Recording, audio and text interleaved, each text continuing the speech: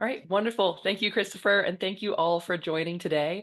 If you can and haven't yet, if you can introduce yourself in the chat, it's wonderful to see diverse professionals from all across the country introducing themselves here and many folks in the healthcare space, which is, of course, our focus today. So thank you all so much for taking the time and being with us. And don't hesitate to share your insights, your experiences in the chat throughout.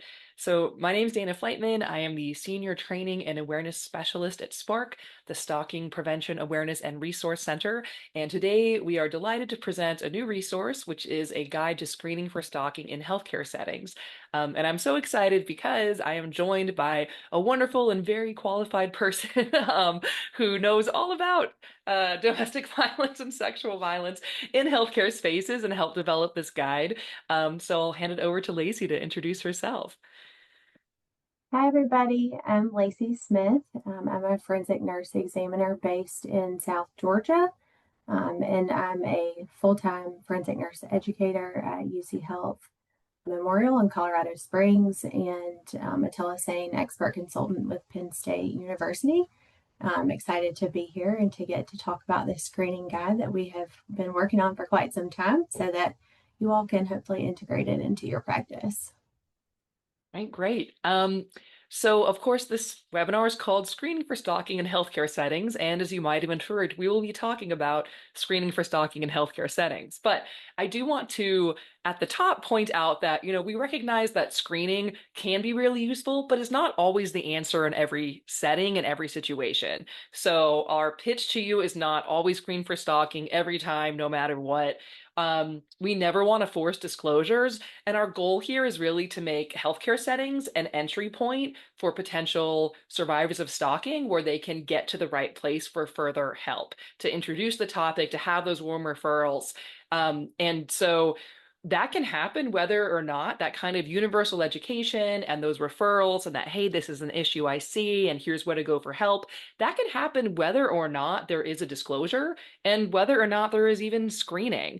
And so we like to provide a variety of tools. You know what fits your practice best. We have folks here from a variety of disciplines. And of course, healthcare settings is very broad. That's so many different settings and patient provider relationships and et cetera.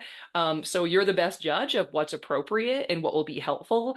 But at the same time, we know there's often screening for intimate partner violence, for sexual violence, and stalking is a prevalent and traumatic and dangerous victimization that often intersects with those, as well as a crime and traumatic victimization in its own right. And so we want to make sure that folks have the tools and resources to screen for that when appropriate, as well as to, again, provide that education, those referrals, and really introduce this topic in the healthcare spaces where patients are going. So this project is funded by the Office on Violence Against Women.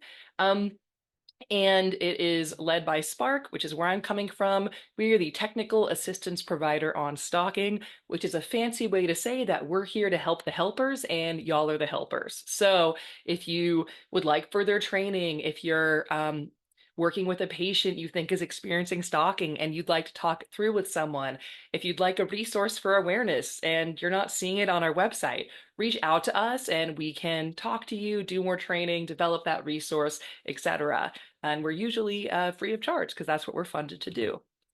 So that website, which I'll refer to throughout the session, and my colleague Emma has graciously joined us, so she can put links to what we're talking about right in the chat. But available 24/7, stalkingawareness.org.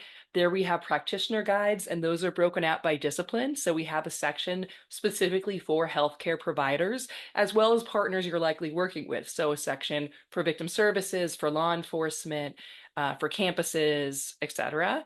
We have training modules. So if you do any kind of awareness education or community health education, if you're talking consent, healthy relationships, you want to be talking stalking as well. And so we have scripted programs you can pick up and lead with slides and scripts and videos and discussion guides. We have victim resources, so we are not a direct service provider. So please don't send survivors of stalking to SPARC for anything other than general information, because we'll just have to be nice and send them back somewhere local. But we do have resources that you can easily share with survivors that I'll be talking about in more detail. For example, these brochures on is stalking impacting your health? You can order these for free from our website. You could put your local resource provider information here. So if you have something to hand your survivor of intimate partner violence, sexual violence, make sure you have something for your stalking survivor as well. We also have fact sheets, infographics, these guidebooks on available or handbooks available in 10 different languages with some basic stalking information and lots of info to share, and webinars like this one. So if after today you're like, I wish I could hear them talk about stalking even more, you are in luck because we have an archive of recorded webinars. Well, this will live, or maybe you're watching it there now. Very meta. And so we're called SPARC, so I got us to call it the SPARchives. So that was like the height of my career. So check us out on the SPARchives anytime. We're also on follow us legally on social media if you get our sixth sense of humor at SPARC. So I hope you will connect with us. All right, so we're saying screen for stalking in healthcare settings. This is an important place to introduce this topic. Why? Don't y'all have enough to do? Well, you sure do, but this is an important thing to consider for a variety of reasons. One is that stalking might be the underlying health condition and or closely related or causing the underlying health condition. Stalking has real health impacts. This is also creating a safe place for disclosures. It's often unclear for stalking survivors where they should go for help and what services are available. Many don't name their experiences as stalking, and if they do, they still don't know where to go. So, that being a starting point for further help. We understand that in the healthcare space, you may not be doing that kind of detailed, um, robust, individualized safety planning with a patient, right? But it's about being that starting point, saying, hey, this is something we care about here, we see as part of your health, and here's where you can go for more help and to learn more about your options. And to recognize co-occurring victimizations. Stalking, again, is a traumatic and dangerous crime and victimization in its own right. And it often intersects with victimizations that you might be more familiar with and or already screening around, like domestic violence and sexual assault. And so particularly those, though not uniquely those, when we have a patient coming in making those kind of disclosures or seeking treatment, say after a sexual assault, we want to recognize that stalking may have been or currently be part of their experience as well. And so we can flag that, recognize the urgency there, and help them get that help that they need. And so with those underlying health conditions, and we have a past webinar as well as a fact sheet and infographic about the health impacts and a video about the health impacts of stalking. So you can certainly learn more about that. But kind of the short version is that 1 in 4 stalking victims report feeling physically ill. And if you think about the chronic stress associated with stalking, and what's perhaps a bit unique to stalking is that sense of anticipatory fear, that sense of waiting for the other shoe to drop. We have stalking survivors feel like that sometimes for years. And the average duration of a stalking case, this really shocked me when I learned this, not the high end. The average duration of a stalking case is 2 years, and 10% of cases last 5 years or more. So, stalking cases can last from one afternoon to an entire lifetime. There's a huge variety there. But for so many of our survivors, they are living in fear for often a very long time. And that sense of always looking over their shoulder, knowing that, oh, the day probation or parole ends, they'll call me, and they do. That, oh, Father's Day is coming up, I'm going to get a creepy card in the mail. And that sense that this person can always come back, it might escalate, and the kind of hypervigilance that results. Many have higher, well, they have higher rates, but many experience chronic pain, sleeping difficulties, asthma, headaches, vision issues, and they're more likely to develop chronic diseases, including arthritis, cancer, and diabetes and heart disease. And so the health impacts here are significant. Again, that safe place for disclosures, it is often not clear where stalking survivors should go for help. When you think about it, there is no national stalking hotline. There are few, if any, stalking crisis centers. And so and especially if you're experiencing non-intimate partner stalking, which is about 60 to 70% of our stalking cases, it's especially unclear, right? Because, as we'll discuss in more detail, the service providers who are most likely to be able to help are typically housed under domestic violence service agencies or sexual assault service agencies. but that's for all victims of stalking, intimate and non-intimate partner, but that's not intuitive, right? If I'm being stalked by, say, an estranged friend and there was never a romantic relationship, why would I Google domestic violence help in my county, right? That's really doesn't make a lot of sense, even though that's where the response is most likely housed. And so we find our stalking survivors, most do not disclose to anyone. Only 16% seek any kind of victim services.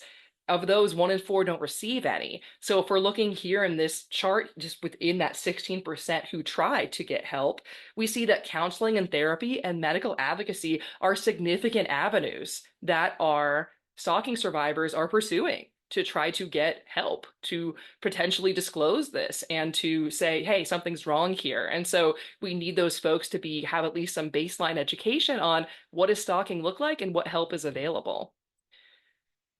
I already mentioned this, that it's often unclear where to go, and they may already have a relationship with a healthcare provider that they don't have with a victim service professional or with law enforcement, etc. And we know that people tend to disclose based on the relationship that they have. And so, of course, we have healthcare providers that are, it's urgent care. It's a different provider every time. You may never see that patient again. And then we have CA, our OBGYNs, right, who may be seeing that same patient again and again and really develop a strong relationship with them. And so we know patients disclose based on, do they think this is a safe place to do so? Do they trust that person? And our medical providers often play that role and can be really powerful. And those warm referrals are critical, right? Rather than just handing someone a hotline and saying, call, good luck, really knowing, hey, I know this person over at this place and they've helped other patients of mine. I think they could really help you out. And the recognizing co-occurring victimizations. 1 in 3 victims stalked by an intimate partner were also sexually assaulted by that partner. And are women with protective orders who are also stalked, so they've been stalked, abused, stalked, they have a protective order, they are 9 times more likely to be sexually assaulted by that partner than are victims who are not stalked. And our stalking is one of the top 10 risk factors for intimate partner homicide. And so this is urgent. And if the stalking is ongoing, this patient might be a particular risk for further violence, right? They might have experienced other kinds of violence, including sexual and physical violence, that we want to be able to address from a healthcare perspective, as well as connect them to the right resources for other avenues. And they might be at risk for re-assault, right? To be assaulted again or for further um, violence and harm from this perpetrator. And so we want to identify that so we can respond to the full scope of harm, as well as, while no, we can't read the future, recognize when this patient might be at increased risk for further violence and harm so that we can intervene in the appropriate way. And so we want to recognize that, plan for safety, and connect them with the relevant resources. Again, that stalking is dangerous. And the reason I keep harping on this is because so often stalking is minimized and there's this sense of, oh, it's annoying, it's frustrating, but no one's really getting hurt here. And we often see people say, oh, it's just a stalking case or it's only stalking. And we need to recognize that stalkers are dangerous, that stalking often co-occurs with these other victimizations, that 1 in 5 stalkers use weapons, and the vast majority of intimate partner femicides, so that's murder of a female partner by a male partner, and 76% have completed and 85% have attempted. There was stalking the year prior to that homicide or attempted homicide. So really, it could not be more urgent that we are identifying this victimization and addressing it appropriately in our healthcare spaces. So now that we've decided to do that, how do we get ready to do so? Because there's really no point in screening if we have nothing to say if somebody says, yes, I'm being stalked, right?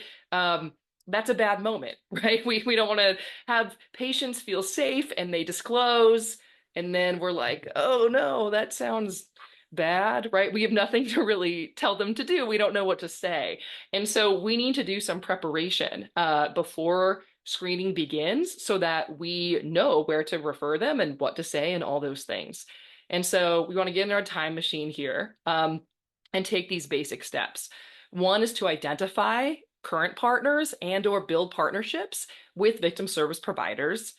Create a clear plan for referrals. Who are you calling? What does that look like? Does that place know you might start calling them, right? Acquire educational materials to have on hand so you have something to hand that person, and ensure your providers are trained to respond appropriately. So, in terms of those partners and resources, long story short, think where do you currently refer patients who disclose dating violence, domestic violence, and or sexual violence? Those might all be the same place. You might have different places. That is most likely the correct place to refer stalking survivors. And so think about family violence centers, rape crisis, domestic violence shelters. But also, we know that folks are under-resourced on stalking. And for SPARC, I mean, we do tons of training for law enforcement and victim services around responding to stalking.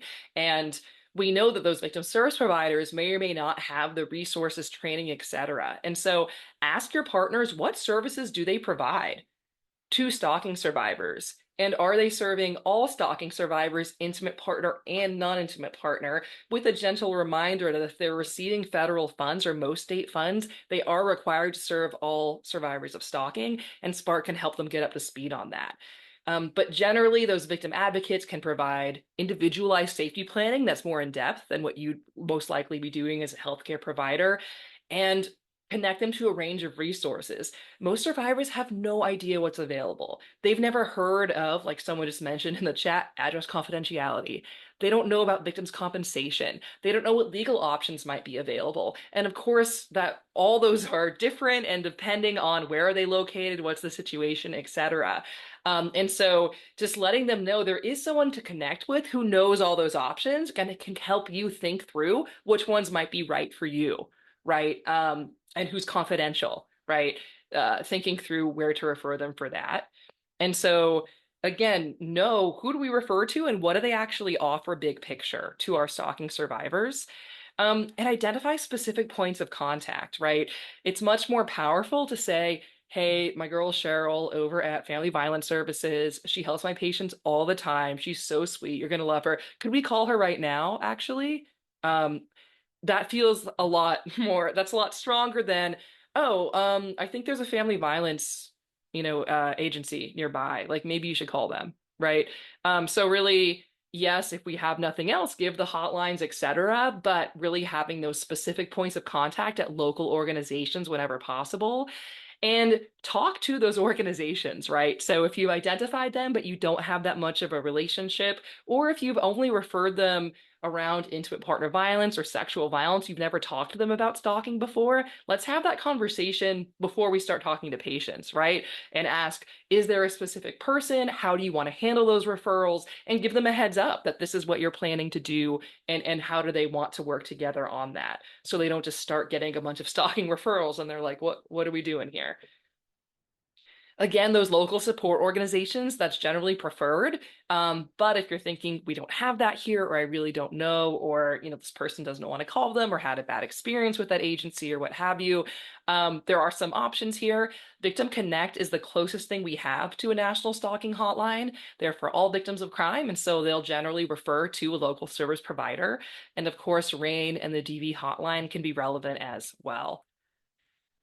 Acquire material. So these are all free on our website. So we have the Is Stalking Impacting Your Health? This is available in English and Spanish. And this QR card actually leads to a page so that if it's not safe to hand the survivor this physical item, they can also on a safe device look at the information. It's on our website. And so when you're talking to them, let's make sure we just have these ready to go. We also, like I mentioned, have these handbooks in 10 different languages with some foundational stalking information. And then look at our fact sheets and infographics, especially if you're a healthcare provider for a specific population. Having a little bit more information about that might be helpful. But having this really on hand, ready to go, instead of looking through our website together, which is not the end of the world. It's always a good idea to look through our website, but kind of knowing ahead of time where to send folks and what to give people is great. Now, I don't expect every healthcare provider to become an expert on stalking, though if they're interested, I'm always happy to talk more about it. But having some basic foundational information is important. We have a ton of trainings on stalking, and since the screening is really focusing on stalking behaviors, we're going to watch the short video that identifies the framework of stalking behaviors that we use in the screening guide and gives some insight into what stalking might look like for the patients you're working with.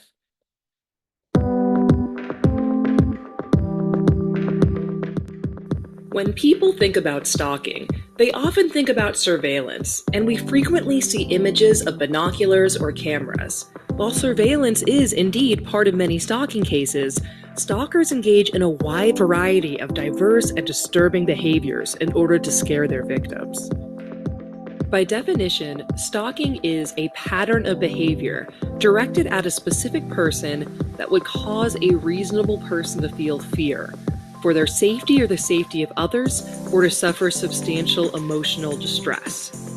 In other words, if something's scary and not the first thing that happened, it could be a stalking case. And that's a wide variety of behaviors. There are 4 major categories of stalking tactics: surveillance, life invasion, intimidation, and interference through sabotage or attack. This is called the SLI framework. These categories overlap and intersect, and many stalkers use more than one approach. The SLI framework can help us better identify and respond to a wide range of stalking behaviors.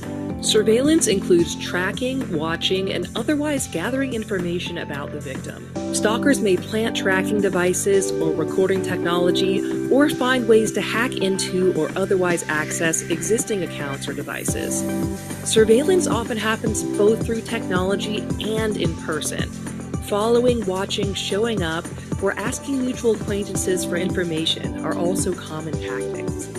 Life invasion describes how the stalker is inserting themselves into the victim's life, making victims unable to get through their day without seeing the stalker or signs of the stalker. This often includes excessive contact, like phone calls, emails, direct messages, comments, and more, across platforms and applications. Stalkers may also show up in person at places a victim frequents, park outside the home or workplace, or leave items or notes to indicate they have been in the victim's space. Intimidation includes threats to harm the victim or others who the victim cares about. Victims may be afraid of physical violence as well as other harms. For example, a stalker may threaten to share a private or sexual image. Intimidation may include direct, explicit threats as well as implicit threats communicated through symbolic violence, such as property damage. Stalkers often know how to uniquely scare their victims and can effectively intimidate their victims without saying a word. Interference through sabotage or attack includes a range of tactics that have direct consequences to victims. Stalkers may spread rumors or misinformation to ruin the victim's reputation, file false reports, interfere with custody, meddle with finances, or carry out other threats they have made. They might damage property or disable accounts that victims need for their daily lives. Stalkers also may restrain victims or assault them physically and/or sexually. Most victims do not use the word stalking to describe what they're experiencing, so asking about all of these categories can help to better assess if that victim is indeed experiencing stalking. Surveillance. Has this person been tracking, following, or monitoring you in any way? Life invasion. Has this person repeatedly invaded your life or privacy by initiating unwanted contact with you? And share some examples of what that might look like. Intimidation. Has this person, more than one time, intimidated or scared you through threats, property damage, threatening to or actually harming pets, or other means? And interference through sabotage or attack. Has this person significantly and directly interfered with your life? The SLI framework can help you to better identify the stalking pattern of behavior beyond individual incidents and recognize the full scope of harm. For more resources on SLI behaviors, plus more tools for multidisciplinary professionals serving stalking survivors, visit stalkingawareness.org.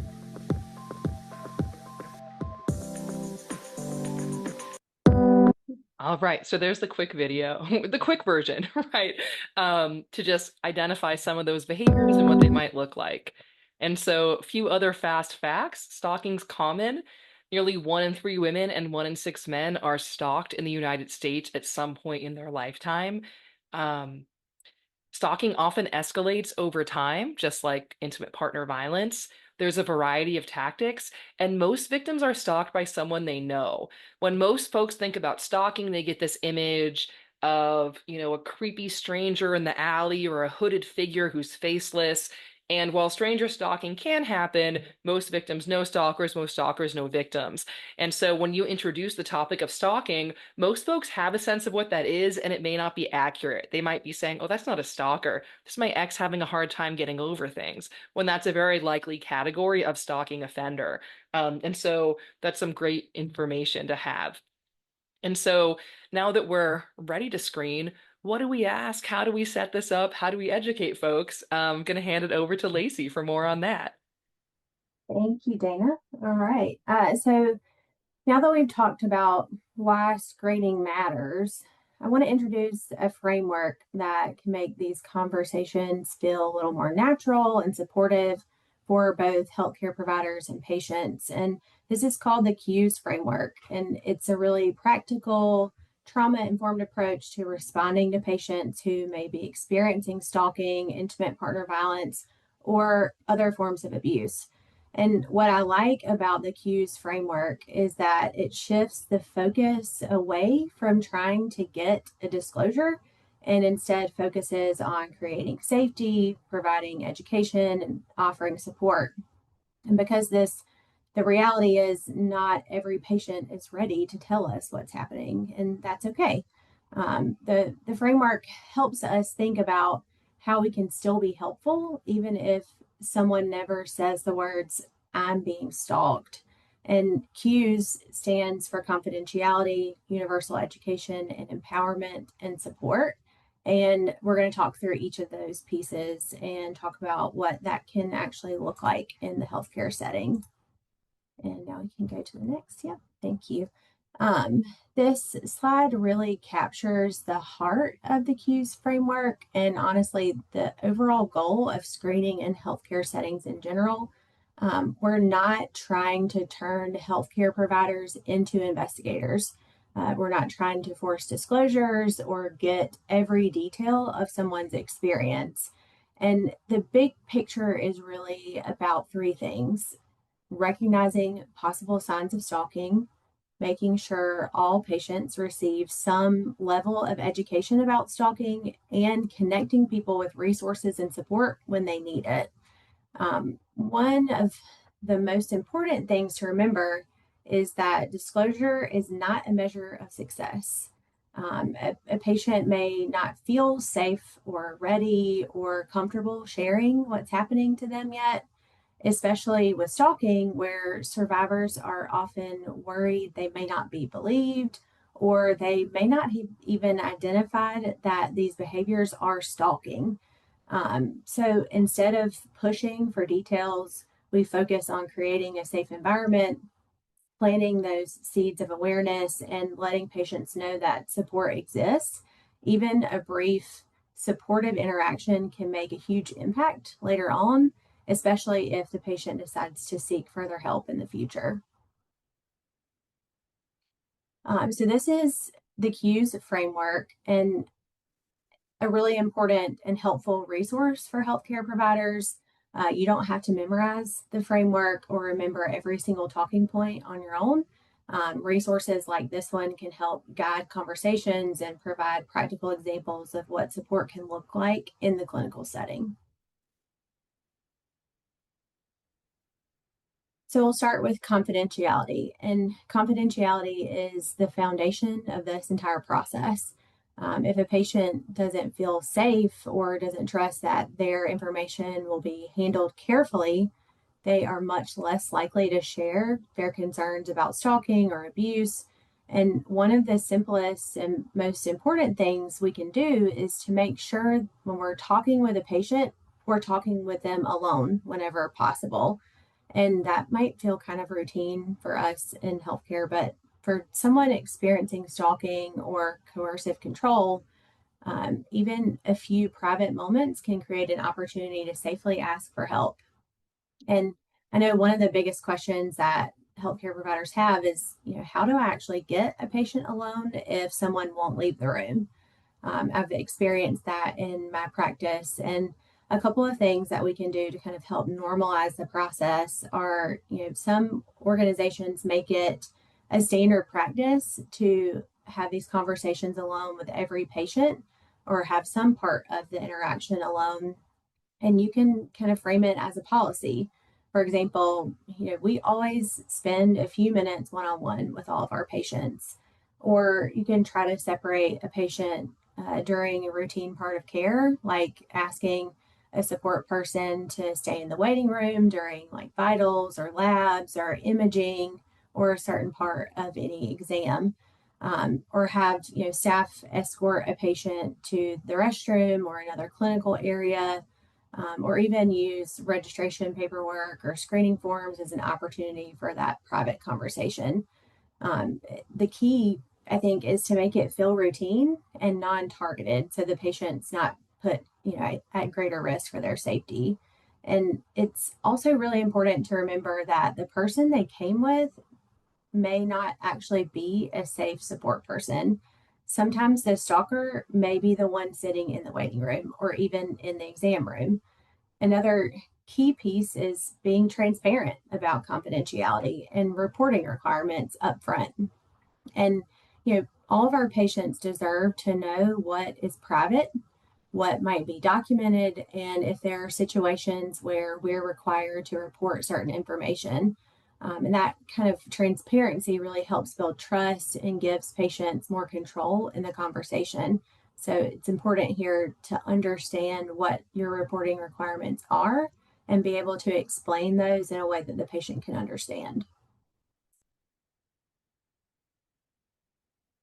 Next, we'll talk about universal education and empowerment. And, these are really important things to think about and changing the way we think about these screening conversations. Instead of waiting for someone to disclose stalking, we provide information and support to all of our patients.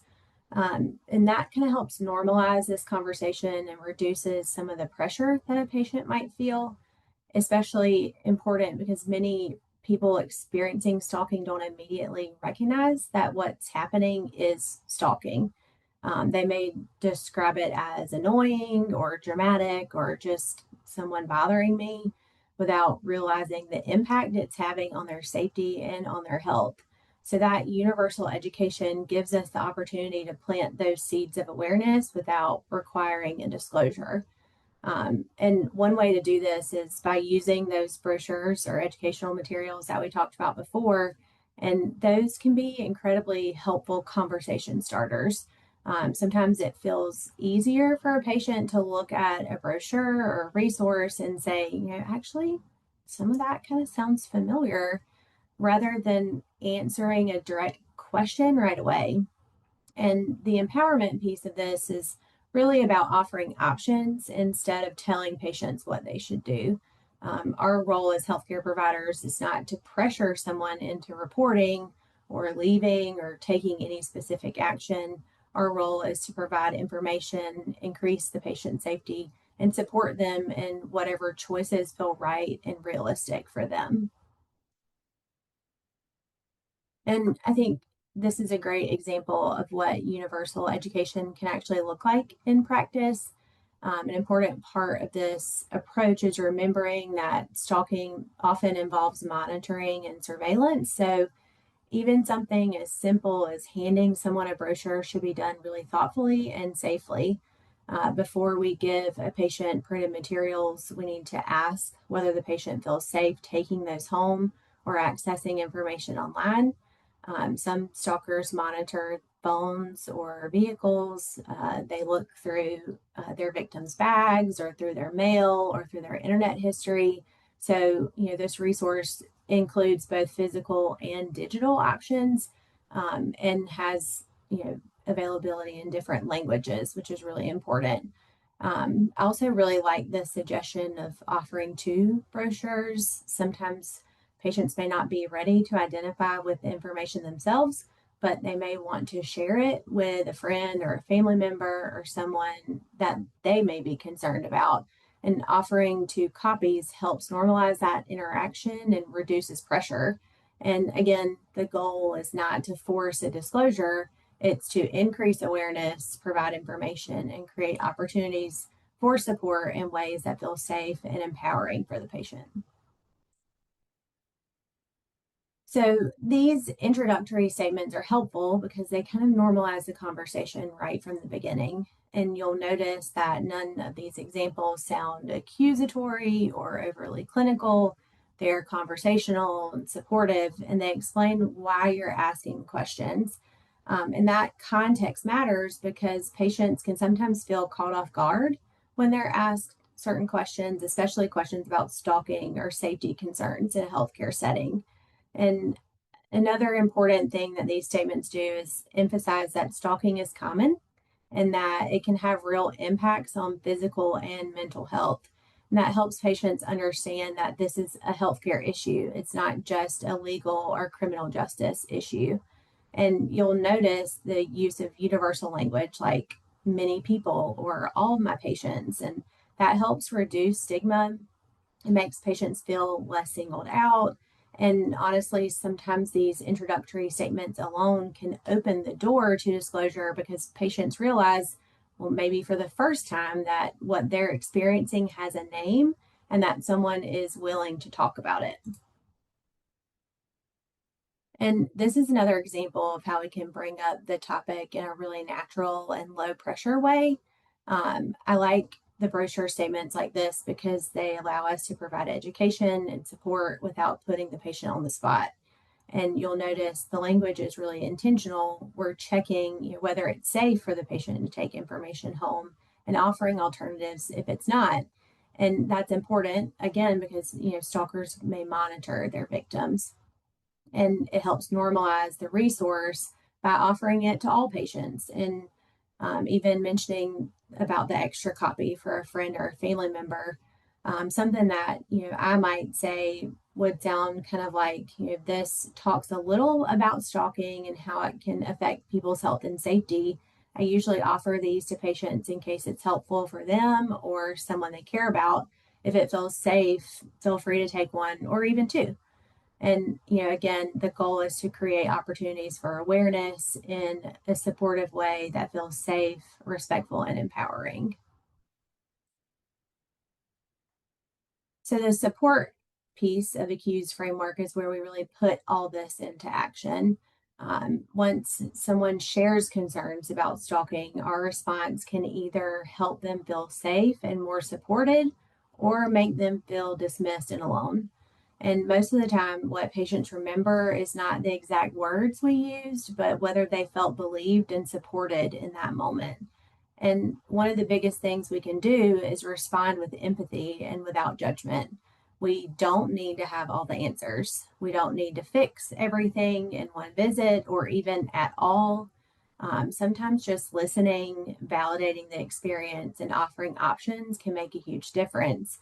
And I also want to highlight again this warm referral process because this is ideal whenever we can make that happen. So instead of just handing someone a phone number, a warm referral means that we help connect them directly to an advocate or a service provider, and that personal connection can make accessing help feel a lot less overwhelming. I really like this statement at the bottom of this slide because it reinforces patient autonomy. And, when we say something like, what's happening next is up to you, but I want to make sure you know about some options, it's an important mindset when we're talking with stalking survivors because we're not here to pressure them into reporting or making an immediate decision. We're here to provide that information, support them safely, and help them feel a little bit less alone. And in just a little bit, we'll talk through some more specific examples of what supportive responses can sound like, depending on how a patient answers the screening questions. Great. Thanks so much, Laci. And also just a shout out that this is adapted from Futures Without Violence in this cues framework. And I'm seeing some folks in the chat saying they already use it and love it for intimate partner violence. And so that's wonderful. And we're grateful to have had that as a starting point in looking at expanding this to the stalking space. And so before we get into the screening questions, though, you got a little preview of them in the video. Um, I'm curious what y'all and the healthcare agencies you're either working for or affiliated with now are doing around stalking. So I'm just going to launch this as a poll, and if you can let me know if where you're currently affiliated or partnered with, are they currently providing resources and referrals for stalking victims? You can let us know yes, no, or ooh, I don't know. Um, and to our knowledge, though, of course, there's always wonderful people doing great work in these spaces across the country, this is the first, to our knowledge, kind of stalking screening tool for healthcare spaces. And so it's new, right? And so it's something that we're excited to offer potentially for the first time for folks. Okay, great. I'm going to shut this down. And that's interesting. Looks like a pretty even mix, actually. We've got a third of folks saying, yeah, we do. So that's really wonderful to hear. And I'd love to hear, to learn from y'all in the chat, what's working, what's not working, what's been effective, how might these tools help, what lessons learned do you have? I would love to hear from you. About a third saying, no, we don't do that. And a third saying, I don't know. So the two-thirds, we don't do that, or I don't know if we do that. That is not that you aren't special and surprising, you are, but that was kind of what I thought might the response might be, because we find that so often stalking is left out of the space. And so it's great that now you hopefully have a tool and a little bit more to go on here. So in terms of the screening questions, again, they're based in that what we call the SLI framework, that surveillance, life invasion, intimidation, interference. There's no way to capture every stalking behavior. I don't mean this as a compliment to stalkers, but they are very creative offenders. People often tell me their most bizarre, disturbing cases are stalking cases because it is about going out of your way to scare someone. That is the point of it. And it's also worth mentioning that our system tends to be pretty incident based. That's true in our criminal justice system. But I think for our healthcare providers as well, we might be responding to, what brought you in today? And of course, we want to address that. But this is a way to also recognize that stalking is a course of conduct, it's a pattern of behavior that the same person who perhaps did the harm that is bringing our patient in today has been doing other things. And so it's a nice way to capture all of that. And so we have actually a written and oral option. The questions are the same. It's just whatever you think will be the best fit in your agency. And so if you are providing the written screen, ensure the patient can read and understand the form. And of course, confidentiality, privacy is important for all of our medical practices and forms, but making sure that this gets that same treatment in terms of patient privacy. And so this is something you can just print and hand to them when, again, if you think that's appropriate within the context of the cues framework. And this QR code gives that information on stalking as well. And so the big question, kind of, if we're asking one, has anyone in your life been following you, watching you, showing up unexpectedly, or communicating with you in ways that seem obsessive or make you concerned for your safety or the safety of others? So this really encapsulates a lot of different behaviors and some of the most common stalking tactics. Again, there's really no way to capture them all because stalkers are so creative and their tactics are so diverse. But some of these most common: following, watching, contacting, showing up unexpectedly in a way where I'm worried about my safety or the safety of others, right? So this is something that we think about is, harassment versus stalking, which is not an important differentiation for you to make in this setting at this moment, but just that harassment would typically make someone feel frustrated, angry, annoyed, and that stalking is really about fear. Often includes a fear around safety. And so that's why we're bringing that language in here. So if they say yes, or they seem like, well, I don't know, maybe, let's ask about those more specific behaviors. And so surveillance: has this person been tracking, following, or monitoring you in any way without your consent? And remind folks that can happen in person and or through technology. Most stalkers who use technology are also stalking in person, and it's all part of that same pattern of behavior. So that could be reading private communications that are online, as well as going through the mail physically, right? And that's all part of the same course of conduct. And so giving some examples of what, again, that might look like, because saying, are you under surveillance? What does that mean? Well, has someone been tracking who you talk to? Is someone waiting for you places? Um, and listening to what the patient says, right? And oh, well, they do seem to show up a lot, or it's kind of weird they were at this place, but it might have been a coincidence, right? And we know there's a lot of minimization often in those responses, but asking about those different behaviors. Life invasion, have they initiated unwanted contact with you? And again, some examples in person or through technology. That could be repeat contact in any variety of ways, in person or through technology, showing up, leaving objects or gifts. Intimidation, had they intimidated or scared you through threats, property damage, threat or actual harm of pets, or other means? And those threats can be quite varied. It could be a direct threat of physical violence, right? I will do this to you, I'll do that to you. It could also be threatening to post or share private information, like intimate images, for example. They might have done things that felt threatening, but were not direct threats. And we want to take that really seriously because we know that stalkers often use really contextual behaviors to scare their victims. So the classic, albeit an extreme example, is a stalker saying something like, I'll send you roses the day I kill you. So the victim gets flowers, is terrified. Everyone around the victim is saying, oh, that's so thoughtful, because they don't know about that specific meaning. And so that can make our patient less likely to say, well, I got flowers, right? Oh, that's going to sound kind of wishy-washy. That doesn't really sound like much of a threat. And so that's why we want to really specify we don't just mean, did they explicitly say, I will harm you and here is how?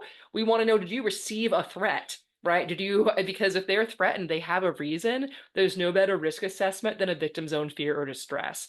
And so that's why you want to say, hey, did they make gestures, words, objects that felt threatening, even if they weren't direct threats? Um, and they get third parties to engage in that threatening behavior because many stalkers do.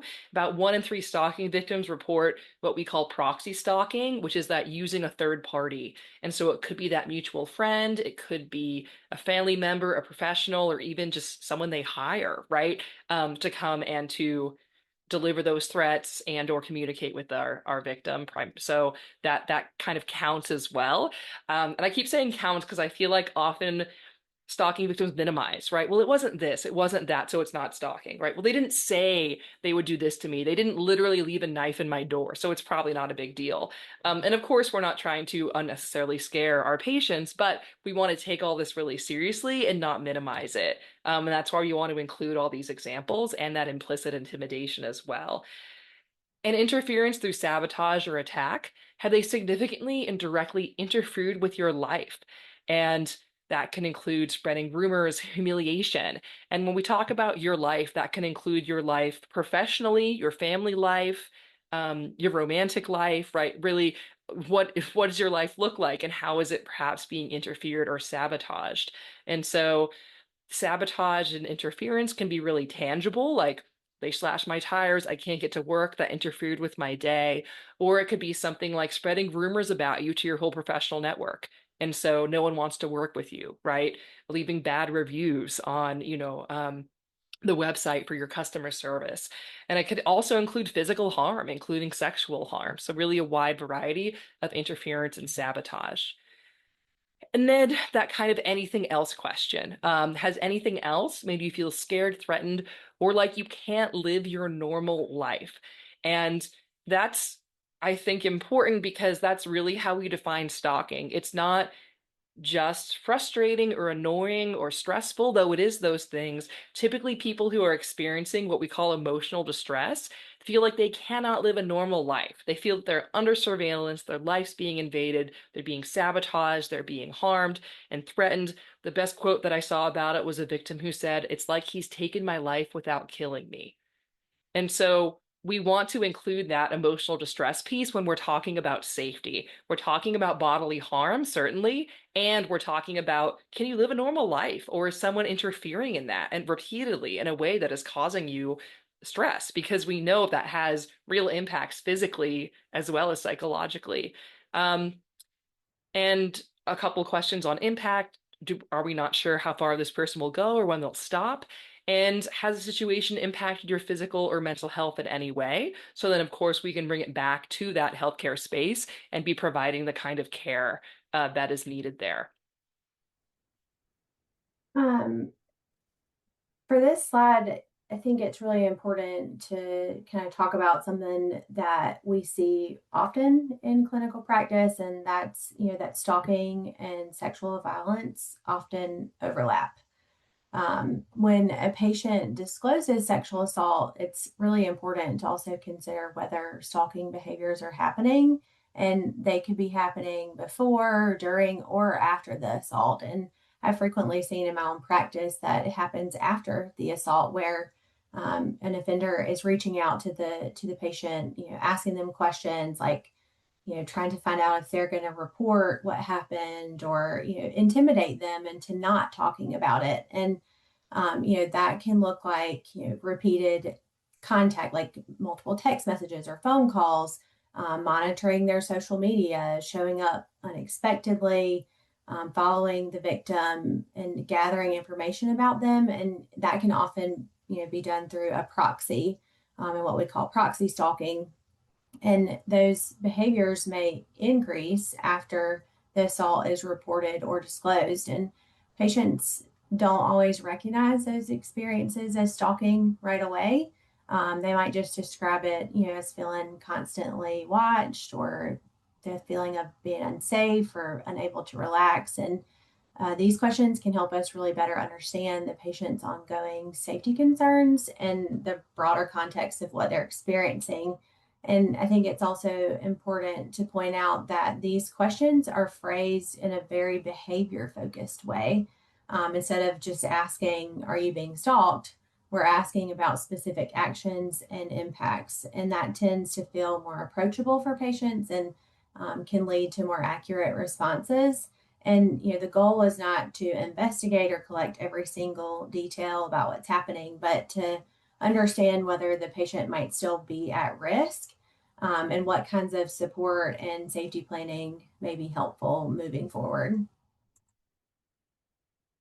And we also see that intimate partner violence and stalking commonly, occur together.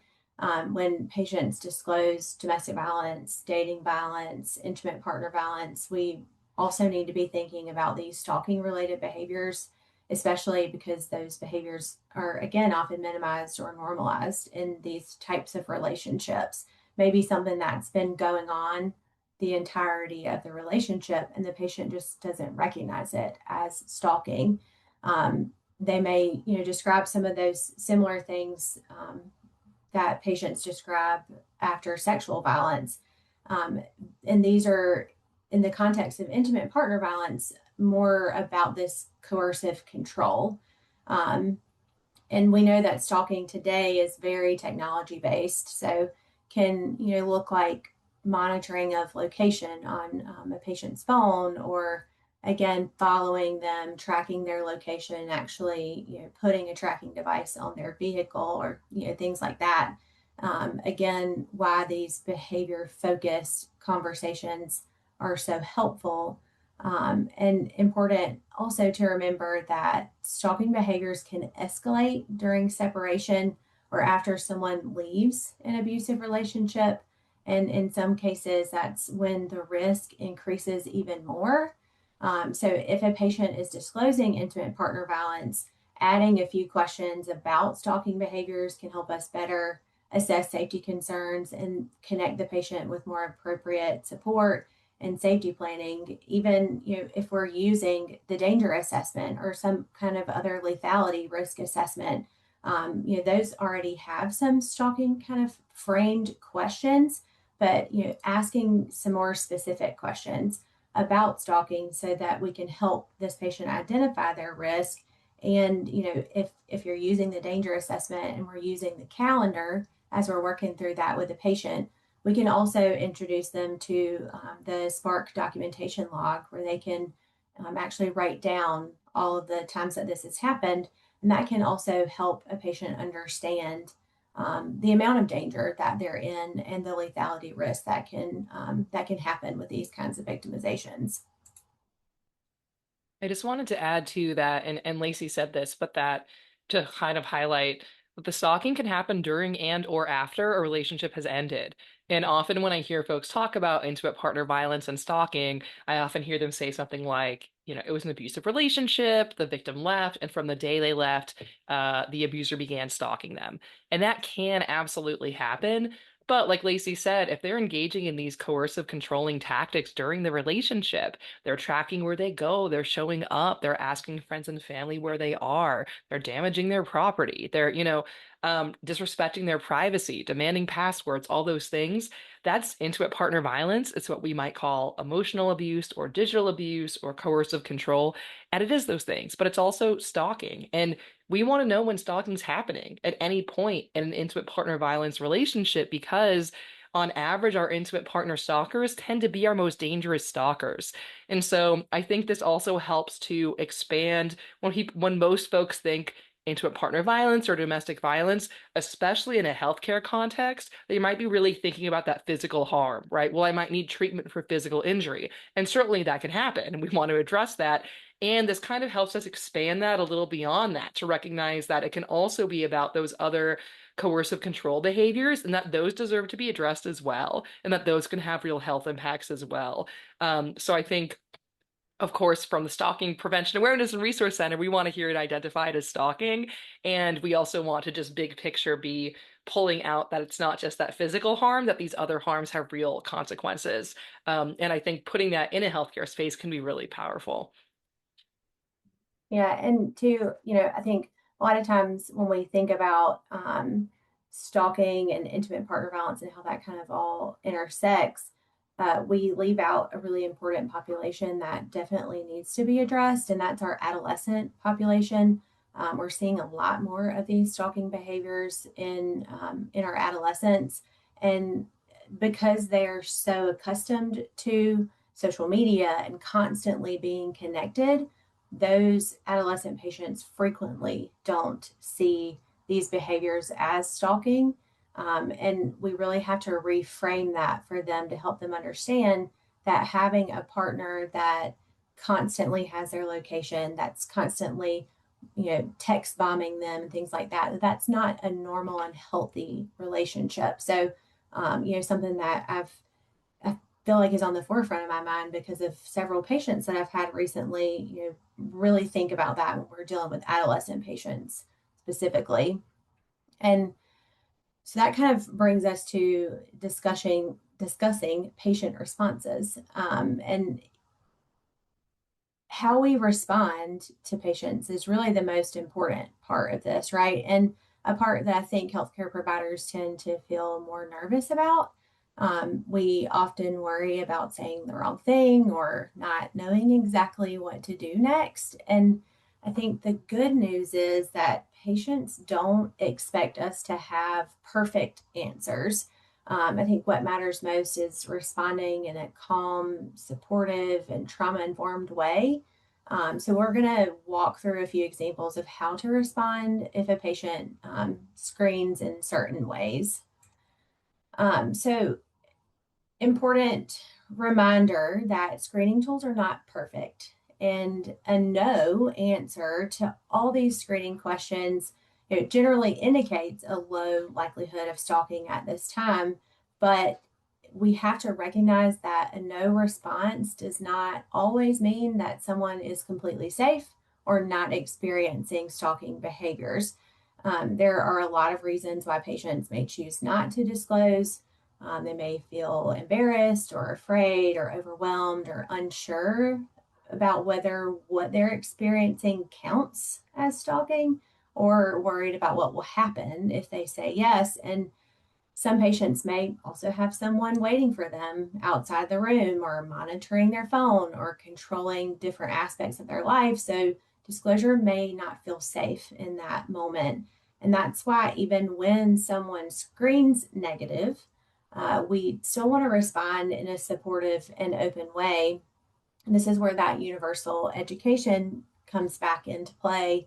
We can remind patients that our facility is a safe place to bring up concerns in the future and provide resources in a non-judgmental way.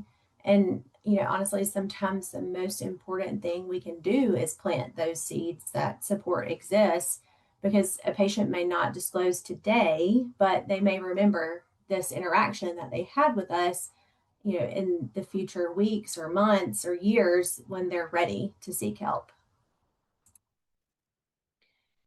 These sample statements are helpful because they keep the conversation supportive and open, even when the patient answers no to the screening questions. The goal here is not to say, okay, great, moving on, and just keep trucking along. It's really to reinforce that support is available if they ever need it in the future. You'll notice that these examples also continue to normalize the conversation and emphasize how common stalking is and offer resources in a very low pressure way. I also really like the idea of framing resources as something patients could share with a friend or a family member, and again reduces that stigma and helps the patient feel less singled out. Even brief statements like these can have a lasting impact because our patients remember when a healthcare provider responded with compassion and openness and without judgment. Because unfortunately, a lot of times patients that are experiencing behaviors like this may not get very many positive responses when they're making disclosures. So when a patient answers yes to one or more of the screening questions, that indicates a likelihood of stalking and gives us an opportunity to respond with support and resources. At that point, our response becomes even more important. Patients are often paying really close attention to how we react. And that includes our body language, our facial expressions, and the words we use. I would say really even more our body language and our facial expressions. Our goal is, again, to respond with empathy and validation and that calm support, and not to panic or judge or interrogate a patient. We don't need every detail of what happened in order to help somebody. This is also where providing information and making those referrals can be really valuable. These sample statements are great examples of how simple, supportive responses can make a patient feel believed and less alone. They, at this point may already be worried that they're overreacting, or, that what they say won't be taken seriously, or that what's happening isn't bad enough. That's why that validation is so important. And, these responses are calm and empathetic, and they don't blame the patient. They don't pressure the patient to make an immediate decision or, jump into solving a problem. They acknowledge how difficult and stressful this experience can be. And statements like, I'm glad you told me, or no one deserves to be treated that way, can really have a powerful impact. These statements really normalize the experience without minimizing it. And saying something like, this is actually a really common issue that I see with patients. I know it can be really confusing and stressful and scary, but we're going to work through this together, can be a really helpful and impactful statement for a patient. And this is where we move from validation into offering information and options. Once a patient has disclosed stalking concerns, many clinicians feel overwhelmed and unsure about what to do next. And our role is never to tell someone what they should do, but to help them understand the resources and supports that are available. I really like this statement, what happens next is up to you, but I want to make sure you know about some options. That really reinforces that patient autonomy that may have been taken away from the patient throughout the course of victimization, and lets them make a decision on their own terms, which is really important. And this is a good opportunity to offer those practical tools that we've talked about, like the documentation logs or an online risk assessment, because patients may not be ready to take immediate action, and that's okay. We can give them tools to take action at a later time and let them know that, when they decide or if they decide to take action, we're available for support, and that there are other organizations that are there and available for support. And again, referrals are so important. Um, we as healthcare providers are rarely expected to manage all of this alone. Our role is really to help connect patients with people and organizations that specialize in ongoing support and safety planning. Whenever possible, we want to make these warm referrals. Again, instead of just handing someone a brochure or a phone number, make that personal connection and explain what a victim advocate can actually do for a patient. um, a lot of times I've seen in my practice that many patients hear the word advocate and they don't want to continue. um, it's important that we as the clinician, if we are the one explaining the advocate's role, that we're explaining it in a way that makes sense and that offers all of the support and wonderful things that an advocate can do while keeping the patient in control of their choices. And we want to make sure that the patient understands that they are in control of what happens next. We're providing these options, the support and information, not pressuring them into taking any action. Just want to add, I think that's such a good point, Laci, that a lot of people don't know what a victim advocate is. And in fact, I've seen people hear the word advocate, they kind of think advocate, like, let's get the blowhorn and we're going out, yeah, and we're going to yell it loud. And that's often not what our patients want, right? And that's not what victim advocates generally do for our patients, but they may not know that. And so, like Laci said, explaining they're called victim advocates, here are the kind of places they work, here's the kind of stuff they can do, I think can be really powerful instead of assuming folks know, because again, most people don't know what services are available, where to go for help, and what that looks like. And so it's a good reminder that even the terms that I think in our field we're like, oh yes, a victim advocate, that may not necessarily translate right away to someone who's new to this. So I love that you raised that. Yes. There we go. So these sample statements I think are really helpful.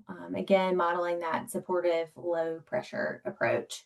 Um, Instead of saying something like, you need to call this agency, we're going to help connect them, make that call together. I also like to throw in here that allowing a victim advocate to explain their own role is always a great way to go.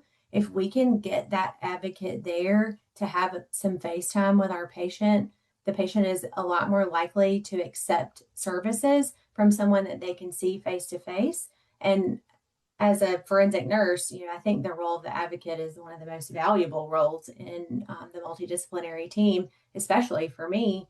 And, I really want to make sure that the patient understands what that advocate can do. And, it's also really important for us to recognize that every patient may not be ready to accept help right now, and that's okay. They may need time to process, to think about their safety concerns, or decide what next step feels realistic for them. So if they decline, we still want to provide information, leave the door open for that future support. And, statements like there are people who can help can be really meaningful for someone who at this time may feel isolated or overwhelmed or unsupported. I think this really highlights something that we don't always think about right away when we're supporting patients in general, but especially patients that are experiencing stalking. And that's privacy, technology, safety, and documentation practices. Um, it's important to think beyond just the screening conversation itself and consider how the patient interacts with the healthcare system overall. For example, patient portals, appointment notifications, prescription information, or shared insurance accounts may not actually be private or safe for every patient. Some stalkers may have passwords, they may monitor their devices or intercept messages or even impersonate the patient. And it's a really good reminder to be thoughtful about our documentation. We want our documentation to remain clinically appropriate while also considering patient safety and privacy. I think one of the key trauma-informed principles here is balancing safety, patient autonomy, and informed consent.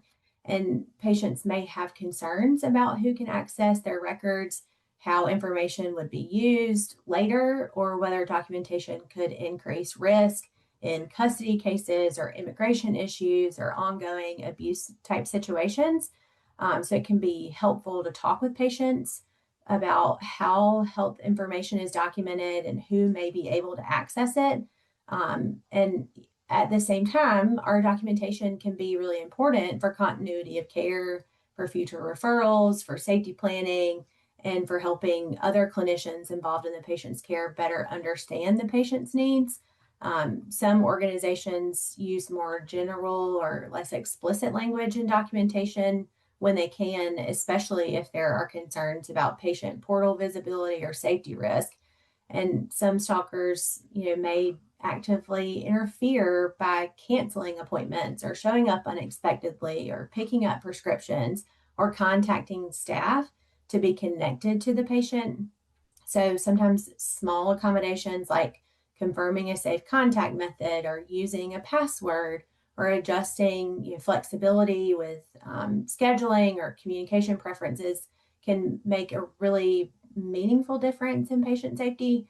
I think this is a good reminder that stalking is not just an emotional experience. It can impact nearly every part of a patient's daily functioning, including their ability to safely access healthcare. A couple of other reminders and practical things to think about as we're working in our facilities to implement stalking, screening, and response. Those same trauma-informed approaches we already use for sexual assault and intimate partner violence apply here as well.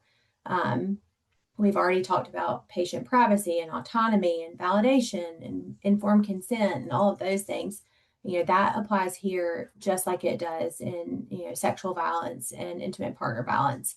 Um, Again, important to recognize how stalking can affect a patient's ability to consistently seek and receive health care. Patients may miss appointments, avoid certain locations, or change phone numbers. They may seem distracted or hypervigilant or struggle with sleep, concentration, anxiety, or chronic stress. And we have to recognize that those patterns are connected to ongoing safety concerns that may not be obvious at first glance. So, building those relationships with local advocacy agencies and community partners can really make these responses more effective and supportive for patients.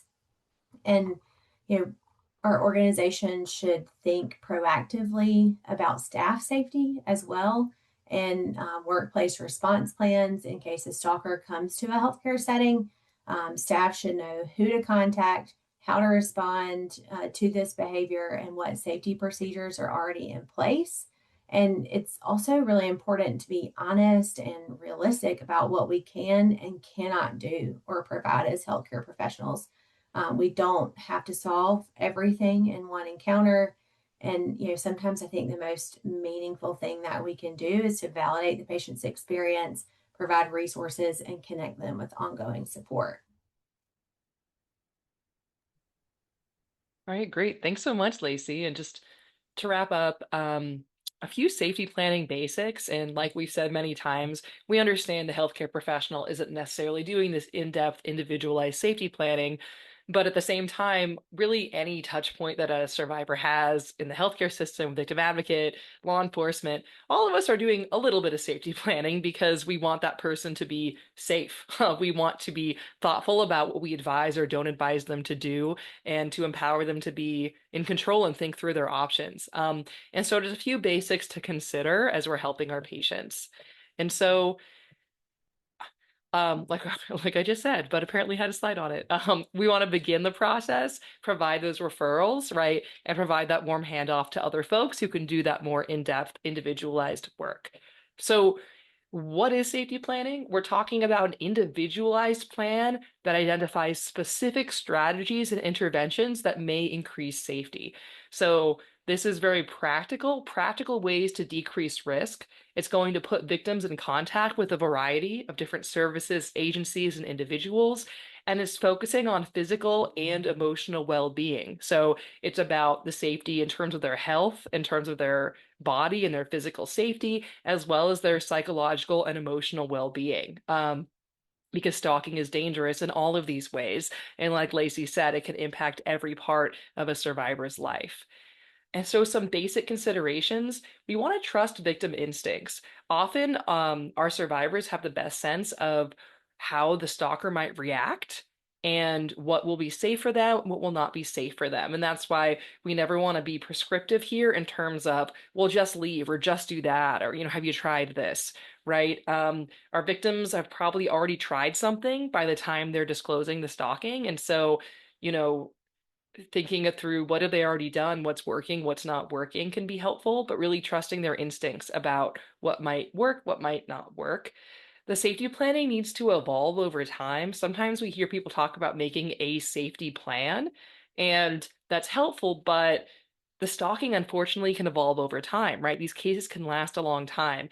And so the plan we made last week may not be relevant now this week or next month or next year. The risks change over time. And so we need to be constantly assessing for those risks and adapting our safety planning process so that we're um, meeting the survivor where they are in that moment and addressing how the stalker might be escalating their behavior.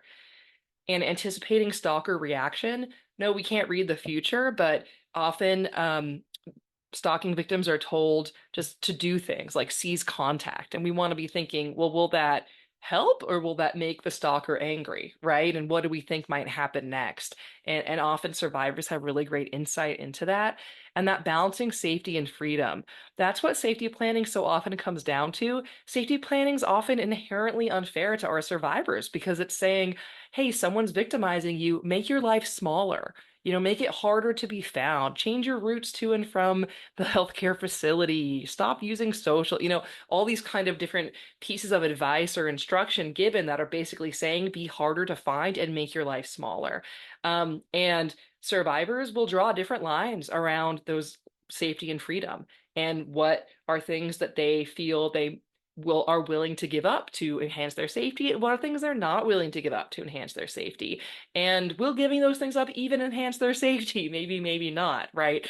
And so only survivors can draw those lines, right? And so our job is not to tell them what to do or what not to do, but rather to help weigh pros and cons and think through those balances of safety and freedom, again, with the recognition that those might change over time, right? Someone might not feel an urgency to say, come into shelter today, but when the stalker escalates, they might say, ooh, I need a place to go, right? And so it's not saying, but last week you said you didn't, right? No, of course not. We want to be responsive as this changes over time. Now, one piece of advice that stalking victims often get, so I do want to address it, is this disengagement piece. We often tell victims, cease contact, block them, stop talking to that stalker.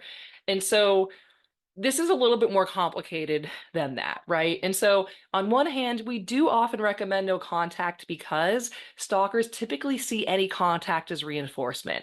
So, if our stalker calls 100 times and the victim picks up and says, stop it, I hate you, don't call me, tomorrow they're calling 101 times because that was a win for that stalker. That being said, that disengagement may not always be possible or realistic.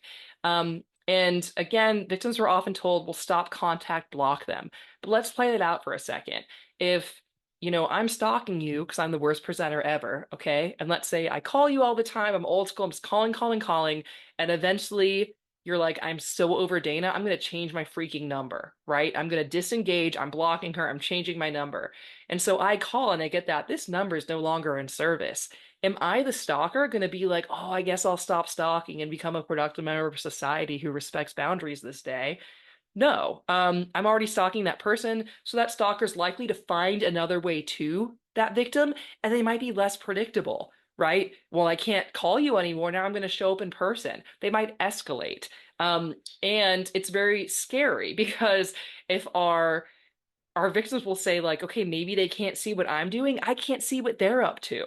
Right. And so a victim put it to me like this: if you're being hunted by someone, don't you want to know where they are and their state of mind?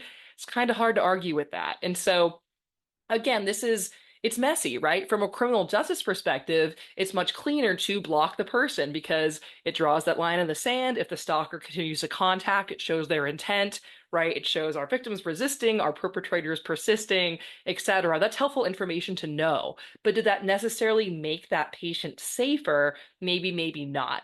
And so, again, it's not to say always block and disengage or never block and disengage, but just to recognize there's some complexity there and that sometimes it can help. Sometimes it can increase the risk. And so I bring this up just because I often hear this advice given in many different forms, whether it's block them, change your routes, anything that's disengaging, creating distance, right? Again, some survivors will want to do that and say, yes, I'd feel much safer and that's better. Great. And some will say, I'm too scared, right? I need to know when they're coming over. I need to have some sense of their state of mind. And that might be in the best interest of their safety. Of course, our medical providers, we're hoping are part of a larger coordinated community response. And we keep saying partners, partners, partners, referrals, referrals, referrals. And we know that you're located in different communities with different kinds of resources available, right? But really thinking through how do we get everyone on the same page here, and recognizing the different routes that our stalking survivors might take. How do we know a little bit about what all these different partners do and what they might need from us so we can make those warm referrals, so we can have those specific relationships with a specific person ideally. And make sure that those folks are remembering the medical provider so that we're receiving those referrals, right? That we're receiving patients who maybe started in one of these other places. And also that if they started in the medical space, that we know where to send them, right? And that we can do that really confidently. Couple of resources to help. IPVhealth.org from Futures, some great resources around incorporating screening, not screening, more around privacy principles, et cetera, and policies around intimate partner violence. And so, again, not all stalking is intimate partner violence related, but a big piece of it is. And so, a lot of the same policies, principles will be relevant there. So, that's a great place to start. Health impacts of stalking, we have resources on our website to educate folks on that in a little more detail. So, short video, recorded webinar, infographic, fact sheet. I'll also mention, I saw someone mention in the chat stalking of healthcare providers, and we know that's a problem as well. We actually did a panel with some survivors who are also healthcare providers talking about that and sort of starting that conversation about increasing safety in the workplace for patients, but also for healthcare providers as victims. And so, um, we're interested in developing more in that direction as well. So we hear you. That being said, though, take a look at what we have so far. We mentioned the documentation log. Those are free on our website in 10 languages, really helpful place for our survivors to start. And the stalking and harassment assessment and risk profile. Basically, the screening questions that you saw, those, asking about those behaviors, those are the first questions of a longer assessment. That's a risk assessment that patients can do online. And it's free. It takes like 10 or 15 minutes and it looks at 14 different risk factors and really just asks about a diversity of stalking behaviors. And so that can be a really great way to capture the course of conduct, to assess risk. And just anecdotally, when I hear folks say, like, I'm kind of worried about a friend, or I don't know if this is really stalking, often I'll say, well, let's just go through the risk assessment and see what it says, right? And so that's a good one to know, and it's on our website as well. The framework here, we have the cues as a one pager, so you can print that out and have it. Again, you don't have to memorize it, though if you want to, it's a good one to know. As well as our guide that includes a lot of the information we talked about today in written form. And there's an e-learning module for it. So this is short, it's interactive, and it's really, you click through it and it'll talk about what we talked about today, the cues framework, what the questions are, the importance of, preparing for screening by creating those partnerships, etc. It has tons of links to other resources and information and further learning on stalking and stalking and health. And so if you are thinking, wow, I want to bring this to my healthcare space, which of course is what you're thinking. Of course, this webinar is recorded, folks can watch it, and or it's a great as kind of a package to say, here's the guide, here's the questions, do the e-learning module, you'll be ready to go. So that was the intent there. here's our contact information. I'll kind of toggle between it and then open it up for questions in a second. I just want to thank you all so much for your attention and for all of your good work. I know it's easy for us to sit here and say, well, think about this, use this. This is a promising practice. Consider this, add this on, right? But we recognize that y'all are the ones actually on the ground doing the work and helping keep patients safe. It is all easier said than done, and you all have a lot on your plate already. So truly thank you so much for the work that you do and for your attention to this. And let us know how we can help further. Again, this Vital Signs is a new project. We are developing resources actively, and we need to hear from folks in the field about what will be helpful and what will be usable, right? And so this is really the first iteration of a stalking screening guide, and you all are the experts on your work, your patients, your community, and your practice. And so really your insight is so valuable as we continue to develop resources and trainings for this project. And speaking of resources and trainings, you can request them on our website as well. So with that being said, I know we have just a couple minutes here, but I'm going to pull up the questions and see if there's any we can answer, Laci.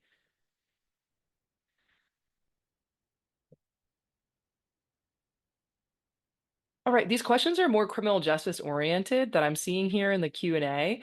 And so there's one about how many times before law enforcement will put out a warrant for stalking.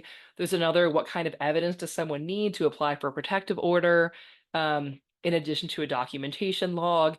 And so I wish I had easy question answers to these and I could say it's 3 times and here's the form, fill it out, right? But the reality is it's so variable depending on so many factors. What is the stalking statute? How trained is that particular law enforcement officer on stalking?